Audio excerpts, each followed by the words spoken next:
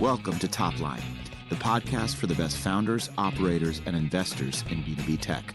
Every week, AJ Bruno, Asad Zaman, and me, Sam Jacobs, will break down what's important for you to know to be the most well-informed professionals in the market.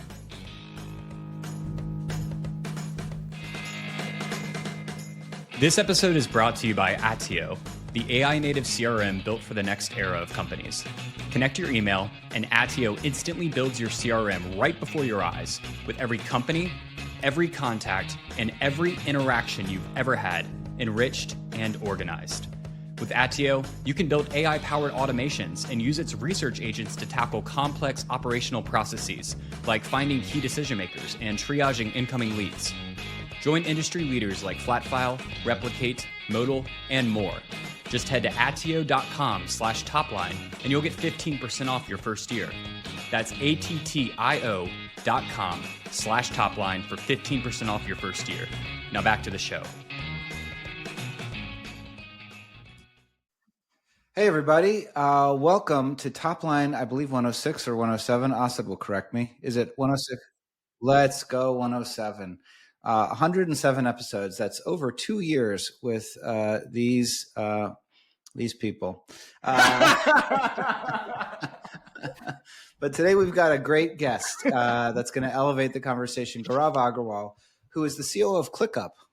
Pavilion is a huge ClickUp customer. I'm sure many people are listening that are ClickUp customers. Gaurav leads growth, marketing, product, revenue, sales, customer experience, and data. He joined in 2022 as Chief Growth Officer. Under his leadership, ClickUp has scaled to over 10 million users, earned recognition on the Forbes Cloud 100 list. Prior to ClickUp, he held leadership roles at companies like Achieve, Molecule, and Unus Social Business, and co-founded startups such as Vivify It and Medibeep. He holds a bachelor's in industrial engineering from Kharagpur and is based in San Francisco. Gaurav, welcome to the show. Thank you so much. Thank you for having me, Sam. We're excited you to look have very you. young for a man who's done all those things. Age is just but a number. Indeed. Well, before we started recording, Gaurav, you were talking about a little bit about your background, and I thought that's the reason I clicked record, because I think it's useful to hear your perspective on. So walk us through it one more time. You started in banking, but you moved into startup world, and tell us what you learned over that transition. So I'll maybe go a step even before that. What industrial engineering, for people who don't know, is a course all about optimization, where you're constantly trying to make data-driven decisions. Which routes should airlines take? How should Amazon distribute its parcels? It's all about optimizing a certain system. So I went to banking. I was working on emerging markets trading desk. I was doing some quantitative stuff on the desk, which is perhaps the best job I've ever had, the most high pressure you can ever feel. Like, imagine you're responsible for assets worth 9 figures that's sitting in your books, and you have to maximize ROI on that. And there's no margin for error because it shows up in your number. That's as raw as it can get, right? So did that, but always wanted to build businesses, moved to e-commerce, did some hardware, did some fintech, always held revenue leadership roles in those machines. And I like to refer to revenue as a machine all the time, revenue as a product. So you'll see me saying that over and over again. These businesses are natively low margin. There's a KPI we used to track. We used to call that contribution margin, which I'm surprised a lot of people don't know. But imagine when you're selling something that is not a differentiated product, you don't have too many moats. Distribution is a moat, and you fight for every point in margin. When you sharpen your axe in an environment like that, you tend to think of revenue as a product. So then I was hired at ClickUp to build our self-serve machine. Self-serve is a massive amount of our revenue. Think of that as a PLG revenue machine. I did something right. The business boomed. The business is continuing to grow. In a very short amount of time, we have continued to increase our growth. Our growth is mid double digits. We have reduced our CAC by 3x. Today, we were a profitable company in January. So we're doing really well. But over time, my role has expanded, and I've taken on all of the other GTM teams as well. So today I'm responsible for all things that drive revenue and also data, because I think data is the powerhouse of all revenue. Data powers, if revenue is a product, data is the lifeline. So that's how I see That's a brief intro about me, and that's how I see my role at ClickUp. It's powering revenue. And I was telling this to Sam that when I moved into SaaS, I was just blown away by how margin rich the environment has been. And it's what they say, right? When you grow up in abundance, you don't realize your own privilege. Mm-hmm. Versus when you have to starve for every point in margin, you end up operating at a level that I did not see in SaaS. And Sam, I resonate with all of the stuff you talk about in LinkedIn. I do that deeply because I feel like the world is changing now. And I mean this across all teams in SaaS, across marketing, across sales, across post sales. And the difference is if you meet the greatest of the great in SaaS, you would actually find that they do operate like a wartime leader. They're very vigilant of their margins. They're very cutthroat. But that is not the most common thing I see in SaaS. And thankfully at ClickUp, we've been able to change that. And that's really how we have grown so fast, so efficiently. Can you I'm just very interested in the growth story, if that's okay. Yes. Because I was literally thinking about this recently because we are moving our OKR management to ClickUp.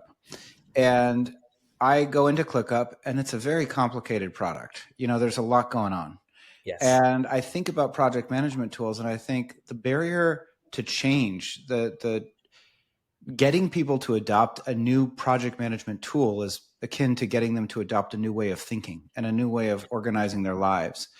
How on earth have you been able to grow so quickly while presenting? Because again, I think project management on the one hand is, I'm sure people have a big problem with whatever, Jira or Atlassian or whatever, but I think getting people to adopt a new system, which is again, change management across the organization, is very difficult. So what were the secrets to the growth? Like what were some of the big decisions that you made based on data that enabled the massive growth that we've seen over the last couple of years? I mean, that's a great question, Sam. I'll try to answer this. I don't think we've fully cracked it. That's my candid response. I think it comes down to a few things. People, when I've operated in the early stage and late stage startup space for a while now, and there's this saying that goes around in venture community circles that a massive TAM is one of the most important things for a VC investable business. So I think our TAM is so big, Sam, that there's always people who are power users, who are mostly the operations people on your team. It could be a marketing team, it could be your chief of staff, it could be a sales team. They're constantly trying to build products or build frameworks to solve their operational problems. ClickUp speaks to them. And they are the ones who bring ClickUp into their company, set it up the way the company should work, the team should work. And this is why what you'll also find is most of collaborative productivity SaaS is bottoms up. Because it's an extremely hard thing to push tops down. And even if you push tops down, you don't get the engagement. But it's something that spreads like fire, bottoms up. Gaurav, on that, is ClickUp a simpler product for an operational person who is choosing something to bring into the organization to help them with the operational burden of this business? Is ClickUp in the competitive environment a simpler product or a more comprehensive product? What's the reason why they pick ClickUp over Asana versus Monday versus this versus that? It's the most comprehensive product. So uh, it's the most comprehensive product and it's the most flexible product. These are the two reasons why ClickUp wins, because we can adjust to any team's workflow. Case in point, go to G2 Crowd. We are the number one bug tracking software. We are the number 4 CRM. Like our community has done amazing things with us that we don't even like, oh, wow. Every day you wake up and you're like, oh, someone is managing their avocado farm on ClickUp. I'm like, okay, wow, great. I didn't know that. Someone is managing their fleet operations in ClickUp. So we are almost too flexible. That creates the challenge that Sam has been mentioning. But we are the most comprehensive product too. What I mean by that is, and I think in the world of AI, this becomes an extremely powerful moat. So imagine if this was a meeting with my ClickUp meeting note taker on. It'll take action items, it'll record notes, then it'll take action items, create those tasks in ClickUp. If those tasks have an ideation component, AI will go and ideate, create a whiteboard. That whiteboard will then be sent to my team in chat, and then the team will act on it and will close that task, and then you will get an email that that task was completed. So ClickUp has built the most amount of surface area in SaaS you can think of.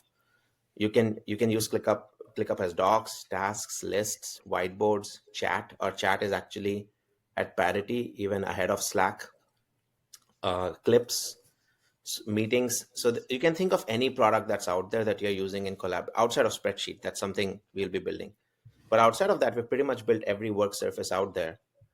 And the beauty is AI can seamlessly take your data from one to the other. Yeah. Today, my team, if they want to kick off a project, they'll jump on a call, they'll discuss ideas. The meeting note taker will then convert that into brief. Brief will be converted.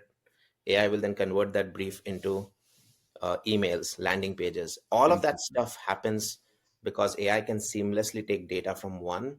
So AI takes down the complexity of using the product, and probably over time, even the complexity of setting it up. I want to go back to one thing you mentioned about the growth. I think the growth is impressive, undoubtedly.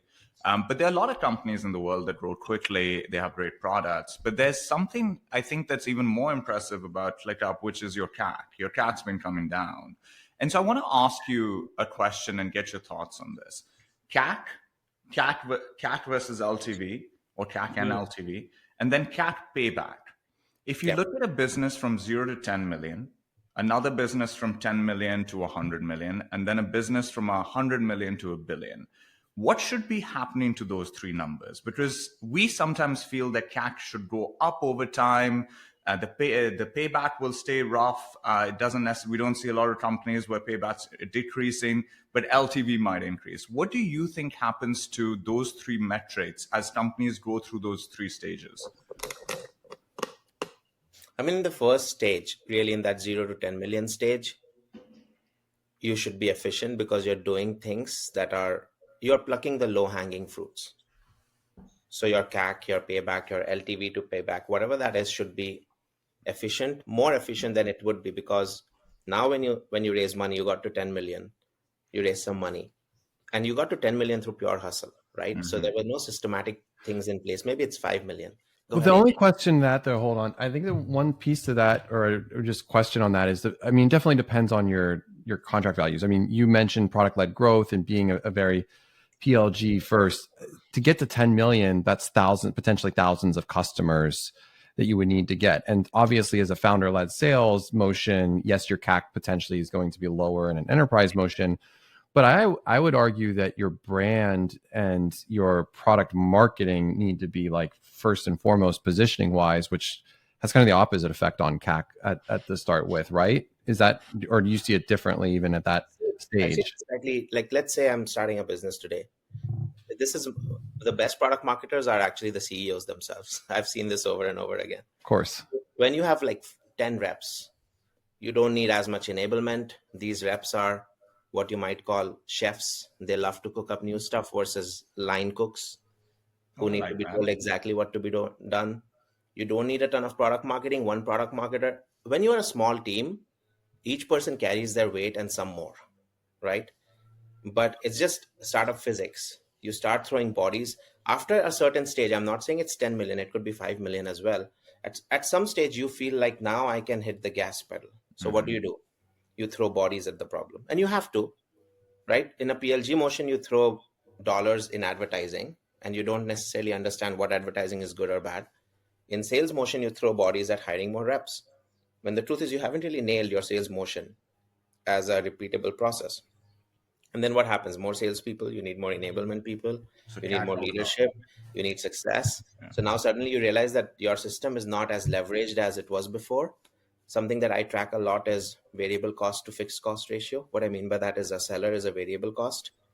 The cost I incur to support that seller is a fixed cost. I love that. So what you realize now is the system is getting bloated and you don't realize why, but you're just pumping a lot of people. What happens now is with a lot of people comes mediocrity. The more you try to scale a system, the system would regress in performance. That's just startup physics, as you might call it. So now after 10 million, you enter this range where you're in no man's land. You kind of know what works, but you're having difficulty scaling it. You think money is the way to solve it. So you throw money at it. At this point, as you scale, your low hanging fruit begins to evaporate. The 10 people you could have hit up and 5 of them bought your product no longer exist. So now your CAC begins to go up. But this is the time you need to build that culture of intellectual honesty, as we call it. It's a principle in ClickUp where can we disassociate ourselves? Like I use this with my exec staff all the time. I'll get them in a room and I'm not talking to the operators in you. I'm talking to the shareholders in you. So forget that you work in ClickUp. You're all retired. You have ClickUp stock. Now we need to objectively look at the situation. And now what you do is you put everything on the table. What is fat? What is muscle? Start optimizing, cutting mediocrity. The good thing is you've accrued a lot of data now because you have taken a lot of bets. You have splurged a bit. So what you do now is you start shaping it, sculpting it. And that's how you identify what is working at the core. And now you keep scaling that as a repeatable motion. So fair to say that like past 100 million, like once you get to that 100 million stage, you have enough data, you have enough of an eye on what's working, and you can start introducing these efficiencies where your CAC starts going down, your payback can come down as well. I guess the question many will have about that is there's that, but at the same time, you're now going in further into your TAM. You know, you were selling into SaaS, now you're selling into roofing companies or whatever you're doing, right? Like you're selling into these more tougher to sell into markets. And so there's this counter pressure, and you guys have been able to negate that counter pressure and reduce your CAC 3x. Like 3x Yes. reduction in CAC is pretty spectacular, right? I've not spoken to many people. I think that well, tell me if I'm wrong, Gaurav, but I don't think the market is not going to, the market, to Asad's point, the market will increase CAC as you try to find new people that haven't used the product before. The CAC is going to come down either through the discovery of new channels or through the interconnectedness of the systems. Like probably CAC came down by a third because you switched from sales-led to product-led or something like there was some transition that you made in terms of what the initial touch point was and how you move them into the ecosystem. Is that how you... No, so I would say you put it very well, Sam. The second law of startup physics, right? CAC would always go up. That's just the nature. And you have to continuously, you have to cut fat because you have to, the name of the game is you have to test, cut fat, and scale what works. And what works will always tap out. There's law of diminishing returns that always kicks in. So we got it down to 3x, and a lot of that, Sam, was just cutting fat and simplifying our processes. Because a lot cutting of fat is then cutting unproductive sellers, for example? Not unproductive sellers as much as unproductive media spend, then not growing our sales team in a very wacky way, but matching up our PLG and SLG machine in a way that our sellers are always fed. Then simplifying our sales process. You don't need a customer to talk to 10 people to get to the same outcome. So one of the things I learned in my growth days, people talk about multi-touch attribution a lot, and now you're playing the credit game. I don't care about, Netflix was the one company that said, we don't care about MTA. We don't care about multi-touch attribution. We care about incrementality. Just because you saw, like imagine 10 years ago, right? You were just bombarded with display ads everywhere. And these display ad companies would claim a lot of credit. And they'll be like, we were the last one, we were the first one, and then we should give us credit. And Netflix is like, nope. Everything will be measured as an experiment as much as possible. An experiment doesn't mean you have to be fully precise. It could be a directional experiment. It could be a high, medium, low kind of a situation. But Netflix flipped the game into modern growth mechanics by saying that we only care about incrementality. We will put the money wherever we see incremental returns. I'm taking a similar approach with ClickUp, but across the entire, we call it PLGTM org, every investment, we try and attribute incrementality to it. And we use an incremental lens to then cut the fat, find what's working and do more of that. And then we keep about 25% of our resources constantly experimenting for new grounds. Like we have to break into new channels, new mechanics. Would you say that incrementality is the approach that has gotten you to a point where you believe that this rule of SaaS, that CAC will just go up over time, might not be as true as we all think it is? Like, do you believe it's actually not a real principle? No, I think it's a real principle. CAC will always go up over time, but you will have to find efficiencies and you will have to find newer avenues to grow. Got it. What are your favorite channels right now? I mean, so the good thing is we have a PLG machine where we deploy a lot of advertising capital, Sam. The goal is to scale that. Like, I see ClickUp as a company that can scale up to $1 billion in advertising spend in the next 5 years per year. And where are you spending on LinkedIn, Facebook, Instagram, Reddit? We spend on all of these channels. We also spend on TV. We spend on out of home, YouTube. Love The it. beauty is all channels. It's knowing how much to spend in each of these channels in a measurable way. Did ClickUp have a Super Bowl ad this year? Yeah, they did have a Super Bowl. We had one 2 years ago. Not it was before me. They also had AJ. They also had a rap album.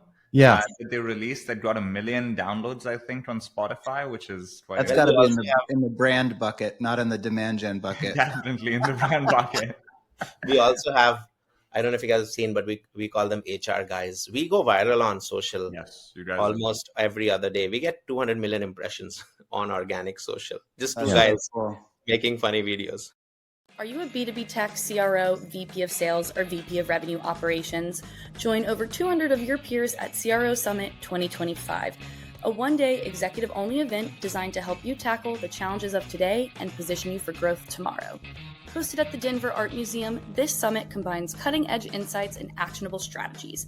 Learn from industry pioneers covering all aspects of sales and revenue growth into 2026 with sessions from Andrea Kayal of Help Scout, Guy Rubin of Ebsta, Wendy Sturgis of Cleverbridge, and more.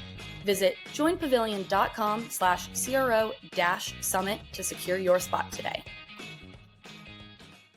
I want to click into this brand part because, so there's this huge debate that's happening in the world of SaaS where you have people that have designated themselves as brand marketers that are very frustrated with operators, with CEOs and founders specifically. And their frustration is that you have turned us into these pipeline generating machines. We are measured. Everything has to be optimized. We have all these targets. And what we don't have is the ability to make these big, bold brand bets that we can't measure and that won't pay off in the near term. You've got to believe, you've got to have this belief that one day it will pay off and it'll be the reason we win. But I can't tell you when and I can't measure it for you. And you just got to believe. And there's this frustration that's boiling up right now. And there's some other elements of this frustration, but this is the fundamental aspect to it. And you guys have invested a ton in brand, but then you also believe in incrementality and in measurement and all of these things. How do you view brand investments? Are you in the bucket of do all this stuff that I can measure, and then I just throw money at brand and fingers crossed hope it works out, or is there a different way that you guys do it? This is a great question, and I laugh at this because I feel like it's. Let's say I'll be more productive and constructive in this conversation. I think spicy too. I think good executives know how to tread that. All marketing that you do is brand marketing. All GTM that you do, I'll replace it. Even a sales conversation is an opportunity to build a brand. Interesting. And all GTM work that you do is revenue driving. And that's the only way to look at it. People try to bucket these in black and white. And oftentimes that's because you will have to take a more nuanced approach, especially if you want to win the CEO over and CFO over, especially the CFO. You can't go and say, at some point, willy-nilly, something will happen. What's their famous saying? I know half of my marketing works. I just don't know which one. And I would extend that to some of the GTM stuff as well. Like, I know half of the stuff that my sellers do work, but I'm not able to pinpoint. And great people know. So in a lot of different way, like I see my role as, this may sound arbitrary, but I'll still share it. It's like seeking truth all the time. And the more you do, the more waste would accumulate. So then you need to go seek truth and figure out how to triage what's happening. Coming to your question directly, brand marketing, it comes down to how much investment are you making. For us, brand marketing is defined as good, solid, organic marketing. It's less than a couple of points of my total S&M budget.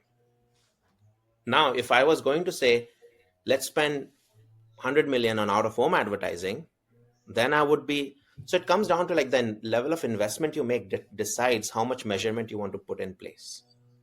If I'm going to spend a few $100,000 on an S&M budget, that is 8 figures, like touching 9 figures, then yeah, go spend it, because I need you to create chatter. And how do you know that? You know that because you can still track leading KPIs, and you can then tie it up with anecdotes. But if that investment started becoming a 7-figure investment, then in that case, I would want deeper measurement in place, because now this has a material impact to my payback. This has a material impact to CAC.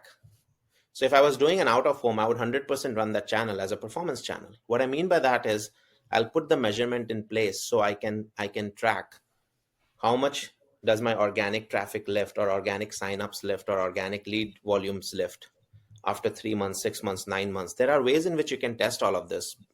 Consumer brands spend billions of dollars building brand. You can't assume that they don't know the ROI of those spend. And it's always a cat and mouse game, but there are enough measurement mechanics in place that allow you to estimate, is this a good decision or a bad decision? Even I if you think may that's not. a really important point. People forget that most of consumer marketing is branding, and that there's a lot of measurement that happens there. Like you treat this P&G is not spending billions of dollars, fingers crossed, hoping things work out. Like they're measuring leading indicators, they're looking at ROI. Like they're not thinking 3 years later we'll find out. They're figuring out along the way, is this working? Do we do more? Do we do less? Like CPG specifically is extremely measured when it comes to how they spend. So I do agree that a lot of people become so short-sighted on just leads. I think a better reframing of this is top of the funnel, GTM activities, mid funnel, bottom of the funnel. Where are you investing how many resources? You still need to measure it. Just that you have to assume that investments that you make at the top of the funnel will have a longer time to maturity. Investments that you make at the bottom of the funnel will have a quicker time to maturity. And good operators know how to directionally blend all of these to manage a portfolio where you can manage top of the funnel, bottom of the funnel, and mid funnel, and ensure that your funnel is constantly expanding versus becoming a diamond or becoming like shrinking at the top. You don't want that. I have this joke, right? If you let marketing or growth to CFOs, they'll only spend in branded search. That's the only thing they'll do. Or they won't hire any SDR, BDRs. Let's keep the sellers we have. They'll harvest the demand that we get, and it'll be super productive. But that's where a nuanced marketer comes in, and like, yes, we need to expand our funnel, and messaging has an extremely important role to play in expanding the funnel. But you also can't come and say, I'll expand the funnel through some Super Bowl ad. Like, how are you measuring the success of that Super Bowl ad? I think to your point, Asad, I think the problem that marketers have is just the lack of fluency in the conversation. Like you can have, it's like Gaurav is saying, you can have brand investments and you can focus on, traditional marketing activities, but you have to contextualize it against the fact that you are a capital allocator and you are managing a portfolio of investments. And you just have to say and I think that skill has evolved so much over the last 5 to 10 years that there's just a lot of people that are frustrated that they have to develop it. I actually think that in most functions, the majority of people in those functions are horrible at their jobs. I think the really good ones sit at like 10% of the professionals out there across every function. And so that means 90% of people are like, meh. And within that, probably 50, 60% of people are really, really bad at their jobs. And I think marketing is unique where that 90% still has loud voices. So I think the chatter that we hear is from a lot of incompetent people that have loud mics that go around. Well, we've got to this is the hot take portion. Yeah, that's really it, right? Like it's people that you would not really trust to market for your business that know how to gain attention online. And all of those people live in RevOps. They're all RevOps people, all RevOps leaders. You wouldn't trust the Mary Poppins of marketing, Asad? That's it, right? Like you wouldn't, but Mary Poppins has a great mic. And so now that defines the conversation, but that's not really the conversation. The very good ones are not talking about what Mary Poppins is talking about. So I run this. I have someone on my team. He's extremely, extremely good at creative, but he struggles with ops. And he comes to me and like, Gaurav, why don't you come to me with big, grand ideas? I'd love to bring them to life. And I'm like, I love you as a friend. You should come at my house, stay at my house. I can trust you with my family. I can trust you with my cats. I won't trust you with my life savings. If I can't trust you with my life savings to multiply that, how can I trust you with the company budget? Now, That's thankfully, he's in a creative role, so he's very happy. So I take that lens often. yeah, that's It a goes good one. back to like people you bring in, you should ask yourself the question, will I give this person all the savings I've accumulated and expect this person can go That's such a expand? good question. I love that. I'm hiring this marketer. Would I trust them with my RRSPs? I wouldn't. Then why am I hiring them as a marketer? Like, I think that's really good. It's the second part that I think no one is good at everything. That's just the reality. But you need people who are self-aware about what are they really good at, what is it that they want to get good at, and what do they suck at. The problem is when people have POVs on things that they don't fully understand, and then that catches up. That's an interesting one. I EJ, look for self-awareness a lot. I can't coach anyone. I can coach anyone who's hardworking and is self-aware, and of course has that ceiling. But self-awareness is the biggest thing where I see a lot of revenue leaders across, like, again, not debating, not verifying that number 90% is accurate or not, but that's just my self-awareness is number. lacking. And I think the other thing that has happened, like when I hire execs and I hire leaders, everyone does an ops exercise.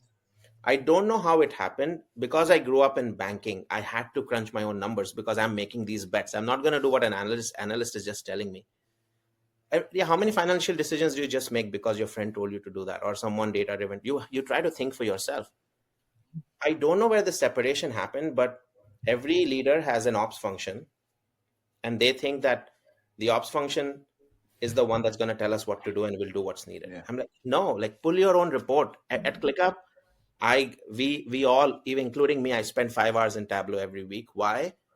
Because when you go deep into that operational machine, when you try to visualize what's happening, Yes. new ideas come to you. You build an instinct. Like instinct is not built by watching by having someone else. It's like the difference between wisdom and knowledge.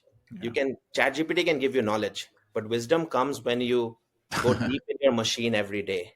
And I feel wisdom comes from knowing when ChatGPT is completely making it up and being able. I just want to agree strongly with what you're saying, because I run into executives sometimes that can't conceptualize the mechanics of the business, and so we're in a board meeting and they think that the question being asked is an opinion question. And it's a fact question. Exactly. Why did this happen? Well, it's sort of these three things. Nope. My hunches. Story time. I think. Well, this actually goes to my question for Gaurav, because you recently took over the sales team, right? This was a pretty about 1.5 years now, close to 2 years. So you have this foundational systems operation thinking, right? Which I absolutely love. I actually don't carry that gene as well. I have a ton of people on my team that do and make up for it. And I just know that about myself. And you're self-aware, AJ. I think that's the big part. If you were not self-aware and you would claim to have it, but not have it, that's when the system is now going into dark places. But I wanted to just call that out. Sorry, I interrupted. Oh, no, I appreciate that, because I think you're right. A lot of CEOs are just like, oh yes, I'm very operations driven. And I think as long as you are self-aware and you rely on people on your team to give you that feedback, and you can check these, you can make sure there's a checks and balances on this. But curious, because I am a sales leader, and I think the sales piece of it is really interesting when you bring this forward, because like sales leaders, everyone thinks they're money driven, and a lot of times it is about their incentives. But when you're bringing them into this like ops background, I'm curious as to if there were any cultural shifts that you had to be aware of and like had to like navigate because of just like the sales brain that is activated in this. So this is interesting. I took over sales about 1.5, 2 years ago. And then I'm just I try to just consume a lot. I try to learn from other people and try to break down what they did in first principles and then see what can I apply to my business or not. Interestingly, I think a lot of what sales has become is like, we need it's just feel good. People are motivated. People are inspired. Everyone should be successful. I think all of that is true. But that's what I think there's a lot of fluff. But then when I talk to the greatest of the greats, man, they were beasts. And most of them are retired. Most of them have had successful outcomes. And you see the difference. Like there's a leader who has been like, I don't know if I should do this. I don't know how my reps would respond. I need to figure out a way to like make it nice for them. Versus, and then they're not so much in the data. They're trying to lead with like, there's not a ton of top-down inspection. There's not a ton of standardization of operating processes. There's a lot more like people will just go do what they do. And those people are stuck at 40, 50 sellers. Then you go talk to people who have built sales teams that goes into hundreds and thousands of sellers. And they're machines. They are machines, and like they're beasts. And I used to think that I'm a beast coming from that banking high intensity environment, and you look at them and they know exactly what's happening. There's this extreme accountability on at the seller level. One of the most legendary CROs that I've heard about, I won't take his name, but repeat success. He just had one of the biggest exits to Google as well. His team was known. Every seller who did not meet their activity targets, they had to report. Dali from AppDynamics. Yes, and I bet you get 10 random sales leaders today and say, I want your reps to take that operational approach. A lot of them will not be able to. Why? Because I think it's not just a sales problem. I think it has become a problem everywhere. Leaders care a lot more about being liked versus being respected. And he's from the John McMahon school of thought. Like he's that lineage. So John McMahon to him, and then he did AppDynamics, took it to Wiz. He did Zscaler, then did Wiz. He's just been a beast. All three of the companies where he was the CRO had multi-billion-dollar exits or had multi-billion-dollar market caps. Genuine beast, probably the best in the world right now. And I think I have not met him, but I've worked with his lieutenants a lot. And you learn that he built it. Again, he's a beast. That's the right way to define it. And I think what has happened in modern leadership is it's become a lot more about being liked versus being respected. The thing is, it's very easy to be liked. It's extremely hard to raise the bar on someone because it's painful in the short run. Like if I come to you and I say, this podcast is bad, we need to figure out a way to like improve this podcast 10x, and I'm going to thrash the system a lot, then it's painful. But you need to get people through the hump to that final destination where it feels like, wow, this is so much better. And when you look back a year and you don't laugh at yourself, you're not moving fast enough, right?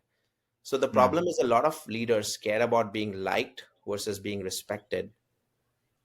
But the real alpha is built in that respect bucket, because top performers, the best of the best, want to be pulled into better versions of themselves versus being mollycoddled into like, hey, you're happy where you are. And I think this happens a lot even with parenting, that you see this, like it all goes back to like this psyche of, we don't want people to feel inferior. We don't want them to feel like they're not adequate. And I want them to love me. And I want to build this nice family versus, no, you're running a professional sports team. In the business context, this is the mecca of capitalism. You have to generate value. Value demands pain.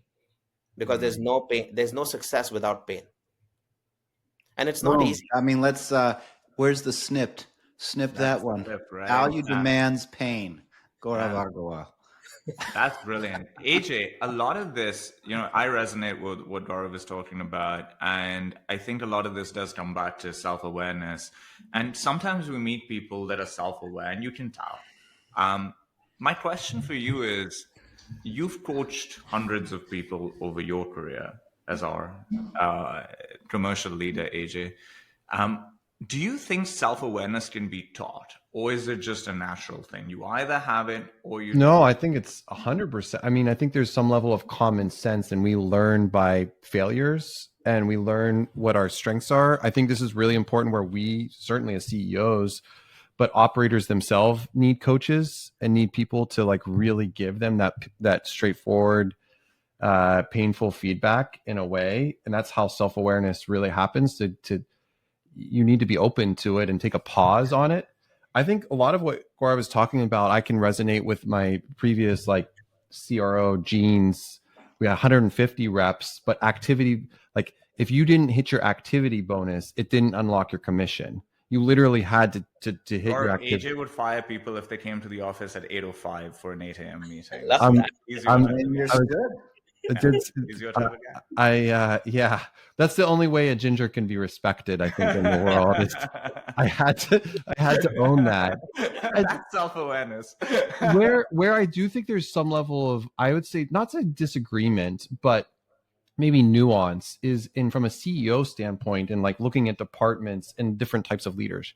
I've always thought like, why can't we just quota our engineering team? They should just be doing it. And, ClickUp is actually really interesting in this. I remember reading an article 3 years ago about how much they just release. And when you have a massive TAM and you're building a call listening tool with a CRM, with a spreadsheet, you have to be like just always thinking about it, which is really awesome. Like that's just so cool to think about that story. I thought about that. I'm like, man, that's awesome.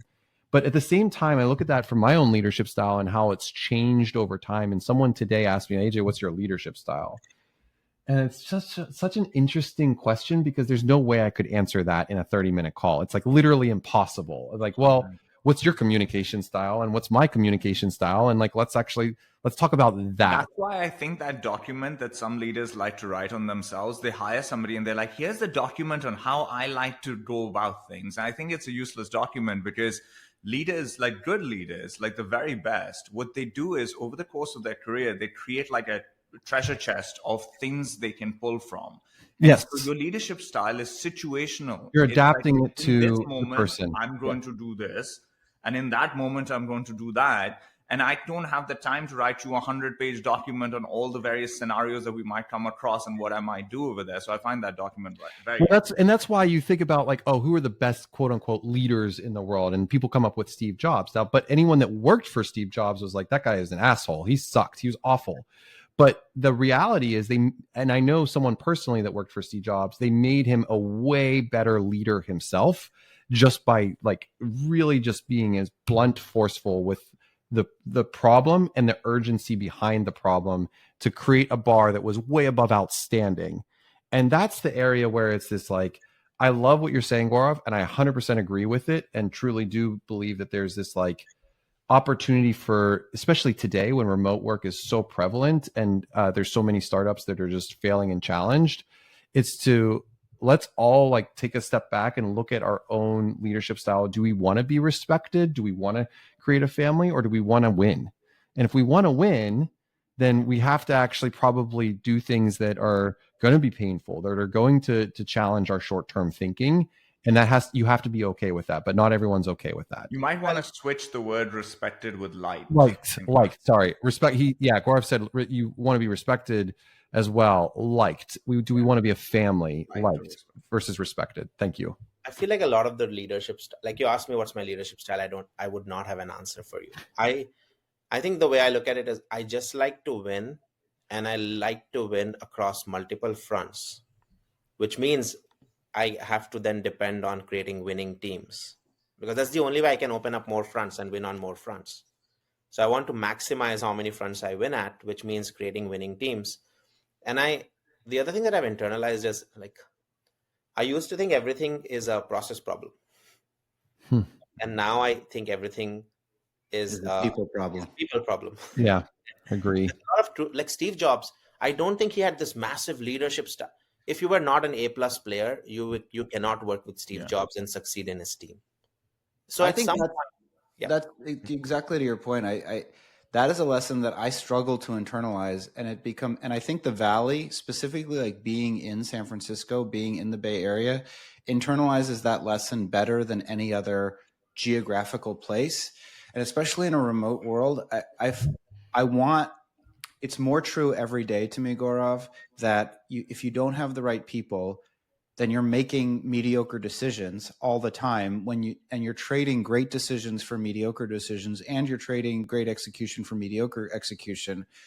But to your point, it's hard to really like to believe that sometimes and understand that like everything is about the quality of the people on the team. And you hear about, OpenAI and who's Andre Karpathy working for, and how much money are we throwing at this person, and how much money are we throwing at that person.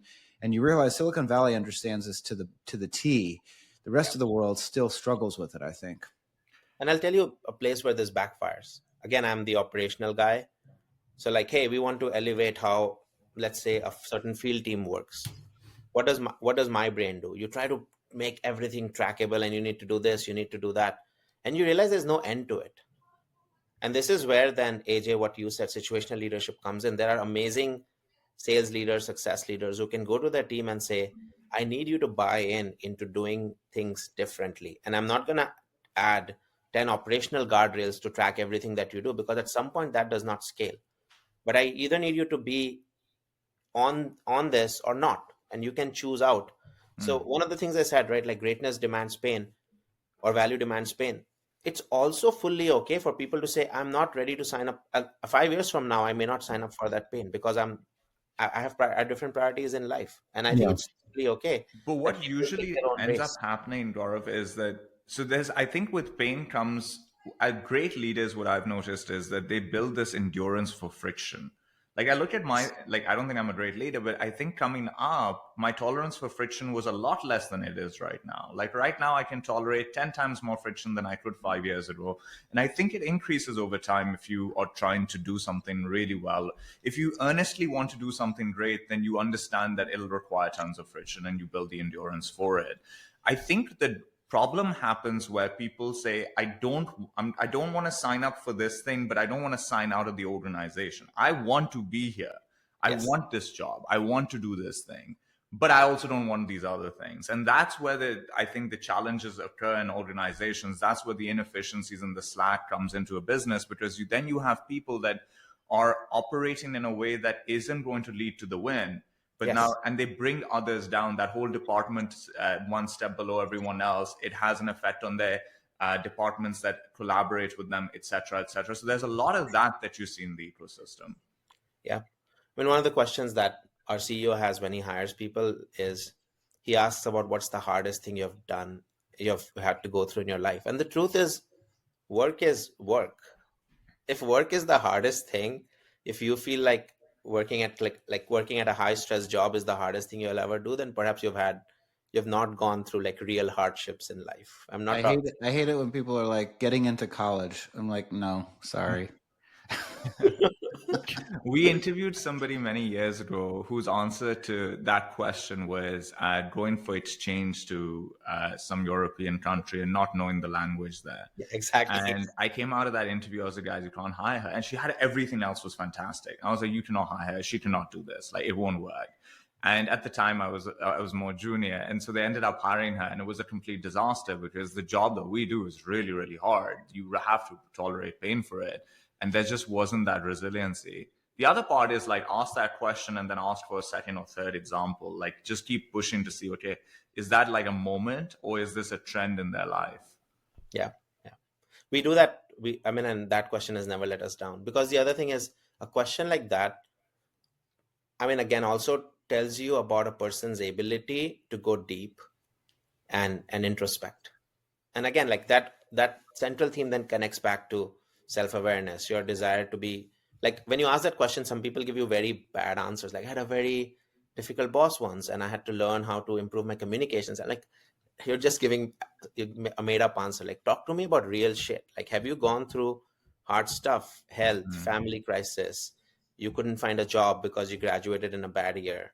You couldn't go to college because you didn't have the money. Like, grew up in a war zone, or grew up with a sick parent. Like, I have heard stories that makes you respect those people because they've seen things, an ugly divorce that shattered their entire family. Like, that is real shit to go through as a child versus I had a very demanding boss and it took a toll on my health. I'm like, yeah, okay.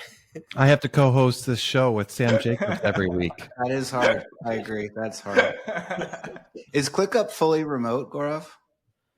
We have an office in San Diego. About 20% of our people are there. We get together twice a week, but it's fully remote for the rest. So we have figured out working in ClickUp, Sam, that allows us to work better as an async company.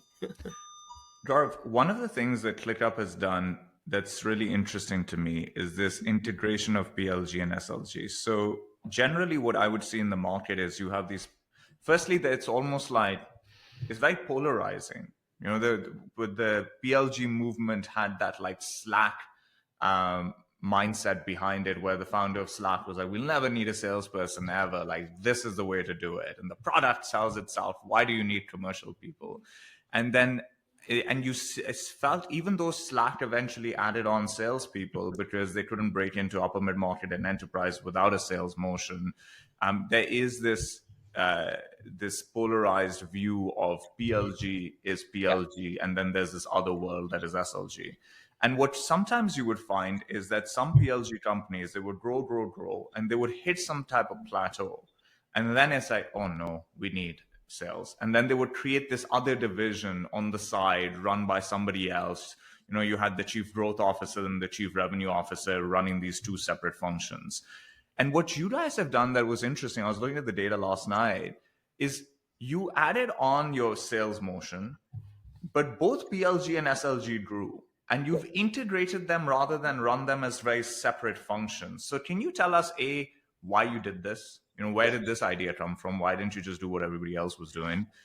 So the thought process behind the decision to do it this way, and then maybe some of the moments that mattered or the lessons that are memorable in trying to execute this. Yeah, I mean, of course, I say that we have both PLG and SLG, but deeply how I think about it is a lot of people are up in arms against either of these motions, PLG on the SLG side, SLG on the PLG side, because people are worried about their own existence. They're not willing to adapt to change. How I look at it is, I don't care if it's digital, if it's sales. I care about building the best revenue mechanics that I can in my business. That's all that matters. And a lot of what modern day SaaS is, especially if you're not selling into like the CIO and like the big 7-figure, 8-figure deals, is a game of whale hunting. And there are examples of other businesses where whale hunting is extremely common. Gaming being the big one. Cast a wide net. A lot of gamers begin to play. But then you make all your revenue in that last 5%, in like your top 5% power users. A lot of software businesses are meant to be similar businesses. So I don't look at PLG, SLG in ways people have defined it. I look at it as what allows me to expand my funnel and cast a really, really wide net, and what allows me to maximize LTV out of that funnel. PLG product, because it has no marginal cost, allows us to cast a really, really wide net and do it in a high leveraged way. That allows us to catch a lot of fish. And then sales are the whale hunters. They come in and they know that which fish is worth going after, which fish is not worth going after. In our motion, we find that it's much easier to use product-led growth at the top of the funnel and sales at the bottom of the funnel. Can sales go and can we also build a high touch SDR motion that expands the top of the funnel? For sure. And we will 100% do that. So I don't think in terms of PLG, SLG, I think in terms of what tactics should we deploy here to succeed in that objective. So we don't create these lines artificially. And we understand that it's a game of making progress on both at the same time, because it's truly a compounding function. The problem I see a lot is I see another one, upmarket versus downmarket. Why do you have to abandon downmarket? Why do you have to abandon your commercial business to go to enterprise? You'll have to abandon it if your commercial business sucks. But if your commercial business is a cash machine, why would you abandon it? I'm sure there's more nuanced answers to that. Sometimes I think it's usually around churn, right? Where a company is like, shit, we have really high churn in this segment, and we're not going to get a great multiple in market, even if we have the growth. But let's say our burn is bad, our churn is bad, our growth is great. Now we'll get this discount. Then you should abandon it. Yeah. But at ClickUp, we have built an amazing machine where every segment carries its weight on its own. So a lot of these zero-sum conversations, as SMB versus upmarket, PLG versus SLG, is because there are fundamental flaws in which you can't make these things work. But these are actually compounding levers. Our commercial business is our cash cow today that actually funds the investment we need in upmarket, because upmarket takes time. And we are able to manage both business with their own P&L, like pseudo P&L of sorts, where we can be like, yeah, our commercial business payback is this, and our upmarket payback is this, and that's great. Our PLG payback is this, and our SLG payback is this. Our PLG growth rate is this, our SLG growth rate is this. So we see all of these as positive sum games, and we optimize all of them in tandem. So you don't have this problem where you have too much of a funnel and you don't know how to draw LTV out of it, or your funnel has dried up. That's interesting. Sam, yes, it seems like we've went from calling ourselves sales, marketing, customer success to go to market as like we're one. But really, when you click into it, especially when you look in organizations or online, it feels like we're still very fragmented, right? Like it's a lot of me versus them that still plays out within this broader community. What do you think? Like, do you think that ever goes away, or is that just like a foundational aspect of it? We are commercial people, we're intense, we work on these target-driven roles. The job is hard. If I'm PLG, I believe it's the best, so I will think it's the one to go with. Like, is this foundational, or will we evolve past this? I think first, I think the go-to-market evolution is. I think the problem that marketers have with it is when we say go-to-market, we mean measurable in a way. And so even when we're talking to Gaurav about marketing, we're talking about attribution. Now he's saying, you need some portion of your budget that is an experiment that doesn't have great attribution. As we scale up spend, we need more attribution, but the context is still measurement. And I think that if we're going to have a different conversation, it's a very strange conversation to have, because the premise is we need to talk about things you can't measure. And okay, that's really hard to do at a board level when you're a capital allocator, which is what every executive's job is. And so I think the problem that marketers have is that they want us to talk about things that we are maybe not educated about. The 4 Ps of price, product, positioning, promotion, and why aren't we talking about that? Why aren't we talking about that marketers should own pricing?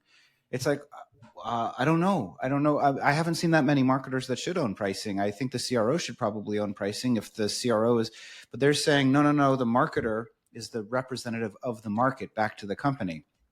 And I find these conversations very confusing, which is why I think they have a problem with GTM, because GTM is, we have to measure what we're doing and we have to make sure that what we're doing is accretive to the overall enterprise value of the business. And that just feels very logical to me.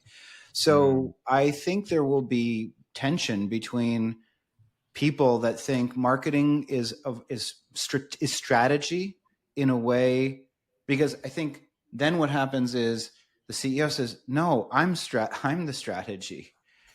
I don't need this. I'm not going to give the strategy of the entire company to the CMO. Like, that's not what I'm going to do.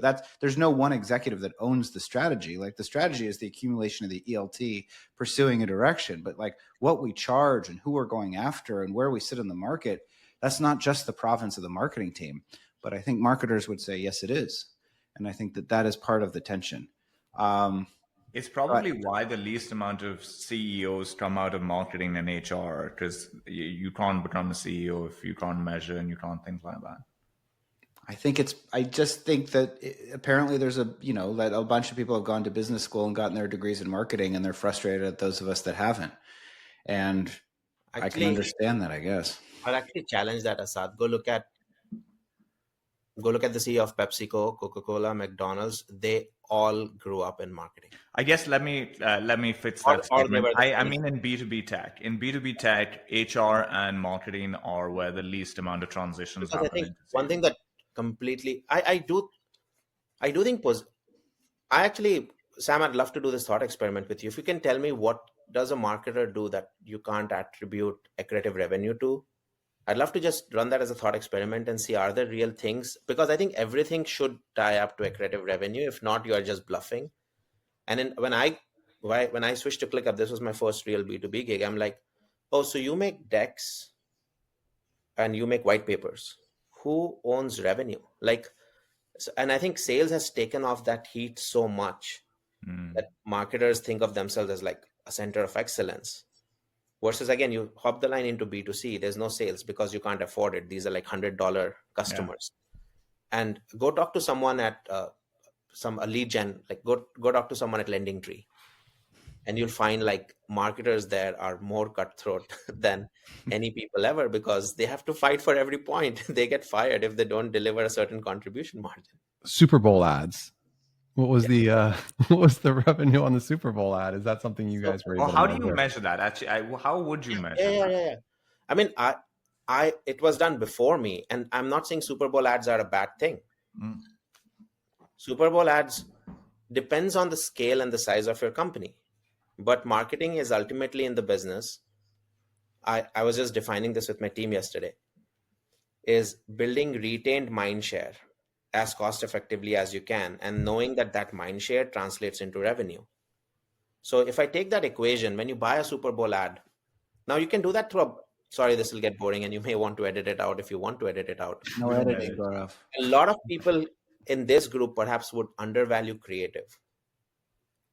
Creative is the biggest reason why a messaging sticks in your head and stays there, so that the next time when you bring up that topic, you want to buy. So that's the problem with like people like me. We think that it's all a game of trading and portfolio management. No, it's creating compelling messaging that can move the world. Mm-hmm. And great marketers, very, very, very, very few marketers are able to do that. Everyone claims they can do it. Very few can actually move messaging that can move millions. Yeah. But Super Bowl ad, if you have a big message like that, and you could buy that ad spot at a cheaper CPM, then it's 100% a game. You should then be tracking cost per aided awareness. Like how much awareness have you delivered that's high quality? Some metric in that. It could be cost per visit.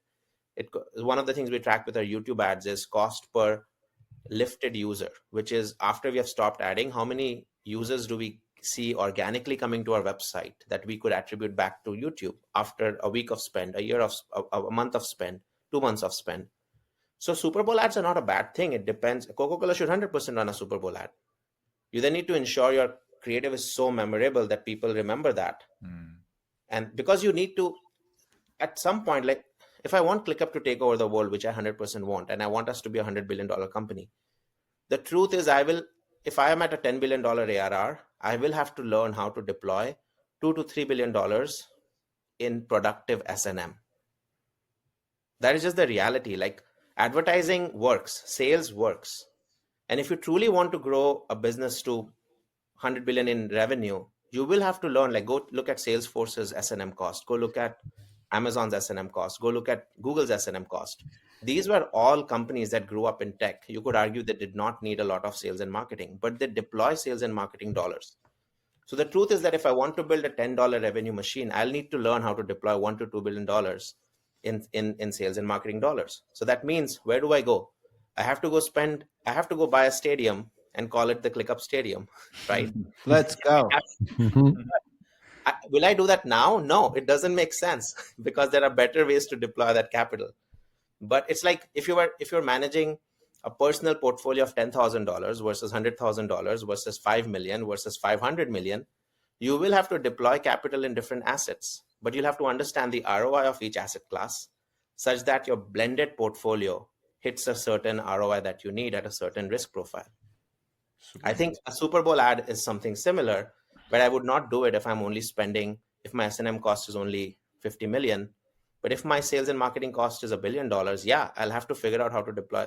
I'll still not do a Super Bowl ad, or if I do it, I'll buy it for super cheap and I'll buy it in geos.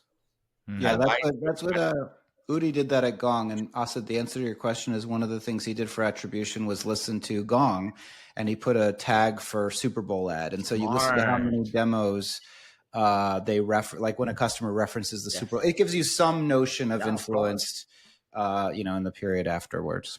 And one of the common tactics that's used is you track when you buy TV, they call it ad stock.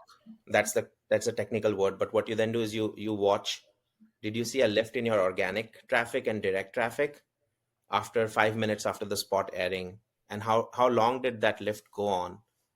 And because you know what your regular baseline is. So there are ways in which you can do that with content as well, right? You can say, let's say if YouTube, you're investing into YouTube and YouTube is taking off, it's like if something drops on Monday over the next hour, 2 hours, 5 hours, 1 day, 1 week, like did it have any effect on website traffic or not? You could do that with YouTube. The problem 100%, and with TV as well, that's the way you measure TV. You just have to restrict it to a location. If you can, then you'll have much cleaner data, because in a rapidly growing business like ClickUp, there's always more noise in the machine than you can control for. Maybe it's the Easter holiday. Suddenly signups drop, but your ad, like Super Bowl, there's a good chance that your organic is going to be low that day because people are not looking to come in and sign up for ClickUp. They're looking to watch TV. So you need a control market for as much as possible. And that's how you benchmark, was this good or not? So yes, 100% on a Super Bowl ad If you're a Coinbase, if you're a ClickUp, then be very smart about it and ensure that your messaging delivers above its weight class.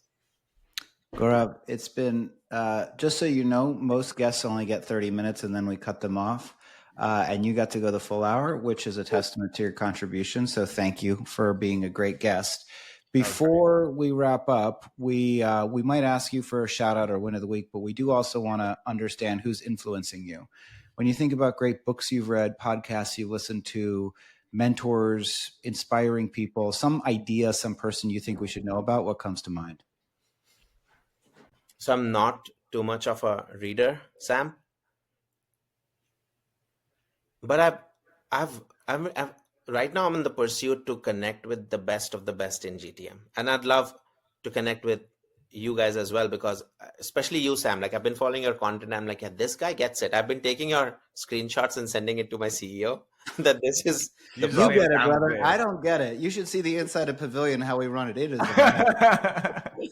But I also know it's a very, like, what you spew out, I'm sure like a lot of sellers probably hate you because of how direct you are. Sam is under threat these days. There's a bounty on Sam's head. Yeah, for sure. Especially on the marketing side. Yes, exactly. But the people I met recently, we just brought on Ashley Kelly. She's the global head of SDRs at Rippling. Oh. She was extremely, like, again, I'm surrounding myself with these mentors. Good hires, Charles Coleman, her, those are great hires. Yeah, she's an advisor. She's not a full-time hire. Our enterprise sales leader, he's amazing. He's a school dropout actually, but he knows more math. Like, he told me new things about a sales machine that I didn't even think about it. Like, oh wow, and you run that, and you didn't even go to school. I was like, I didn't need to go to school to like understand the mechanics of my business. So I can connect you to a few of those people. Jeff his name is Jeff. Kelly is good. In terms of books, I haven't read too many books generally because I read LinkedIn for what it's worth in the time I have. But 0 to 1 was one of the most crucial books that I read. Awesome. These days I read more.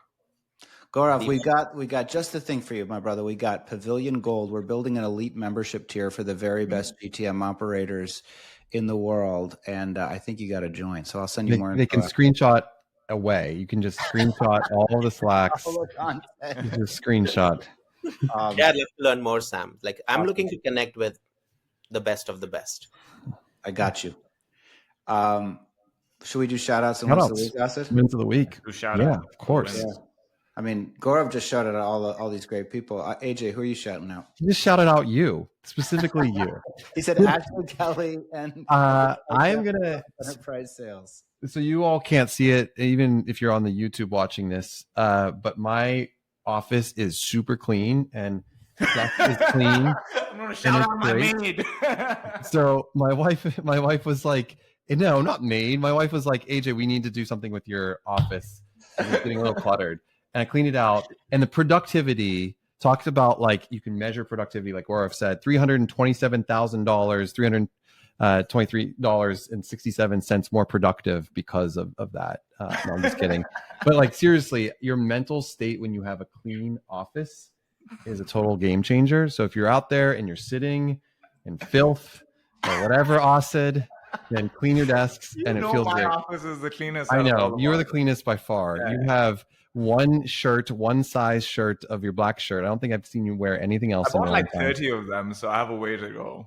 Yeah. Okay. So shout out to my wife and my clean desk, and it's a win of my week as well. You don't have any monitors, no laptop on. I have a monitor. Yeah, I do have a monitor. One monitor just right there. It's right there, staring at it. That's new. You never had a monitor. I never had a monitor. I was an anti-monitor guy, and I thought about it, and this is for self-awareness. I used to bully him about this. I was like, "You're not serious if you don't have a monitor." He's like, "I'm the only one here with a self-awareness piece of it." Like, why am I holding this grudge and like I have a chip on my shoulder against people that have two multi-monitors when it will make me more productive if I have my calendar there? And I finally just did it, and it's way better.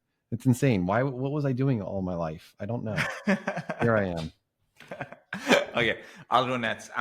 There's a new show that I've been watching. It's called Mobland. And Mobland.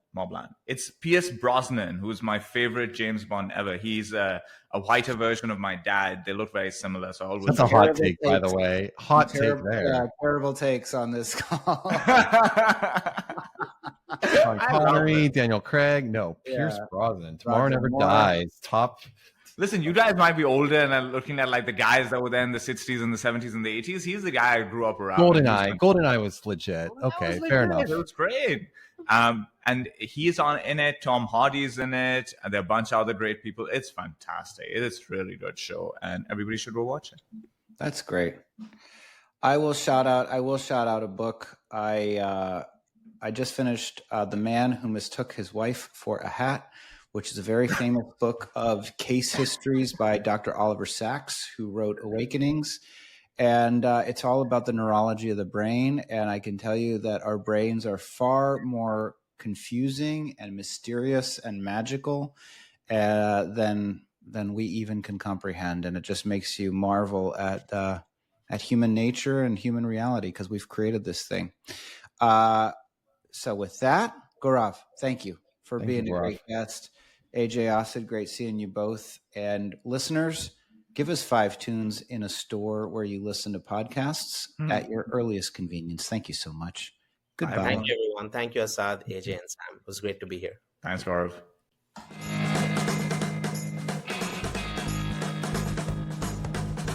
Thanks for listening to Top Line. New episodes come out every Sunday.